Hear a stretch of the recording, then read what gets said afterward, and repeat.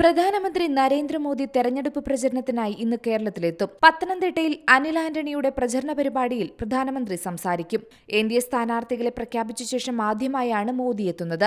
പുതുതായി ബിജെപിയിലേക്ക് എത്തിയ പത്മജ വേണുഗോപാൽ ഉൾപ്പെടെയുള്ള നേതാക്കന്മാർ വേദിയിലുണ്ടാകും. 3 മാസത്തിനിടെ ഇത് 4ാം തവണയാണ് പ്രധാനമന്ത്രി കേരളം സന്ദർശിക്കുന്നത്. പ്രധാനമന്ത്രിയുടെ സന്ദർശനത്തോടനുബന്ധിച്ച് തലസ്ഥാനത്ത് ഗതാഗത നിയന്ത്രണം ഏർപ്പെടുത്തിയിട്ടുണ്ട്. രാവിലെ 7 മുതൽ ഉച്ചയ്ക്ക് 1 മണി വരെ വിമാനത്താവളത്തോട് ചേർന്ന ശംഖുമുഖം, ചാക്ക മേഖലകളിലാണ് നിയന്ത്രണം ഏർപ്പെടുത്തിയത്. പ്രധാനമന്ത്രിക്ക് തമിഴ്നാട്ടിലും ഇന്ന് പൊതുയോഗമുണ്ട്. കന്യാകുമാരിയിൽ ബിജെപിയുടെ റാലിയിൽ നരേന്ദ്രമോദി പ്രസംഗിക്കും. ഹെലികോപ്റ്ററിലാകും നാഗർകോവിലേക്കുള്ള യാത്ര. തമിഴ്നാട്ടിൽ സഖ്യരൂപീകരണം പൂർത്തിയാക്കാത്തതിനാൽ തമിഴ്നാട്ടിലെ ഒരു സ്ഥാനാർത്ഥിയെയും ബിജെപിക്ക് പ്രഖ്യാപിക്കാനായിട്ടില്ല. ഈ വർഷം തമിഴ്നാട്ടിലേക്ക് മോദിയുടെ 5ാം സന്ദർശനമാണിത്. പ്രളയസമയത്ത് തമിഴ്നാട്ടിലെത്താതിരുന്ന പ്രധാനമന്ത്രി ഇപ്പോൾ വോട്ടിനായി വന്നിരിക്കുകയാണെന്ന് മുഖ്യമന്ത്രി സ്റ്റാലിൻ ഇന്നലെ പറഞ്ഞിരുന്നു. News desk C Malayalam news.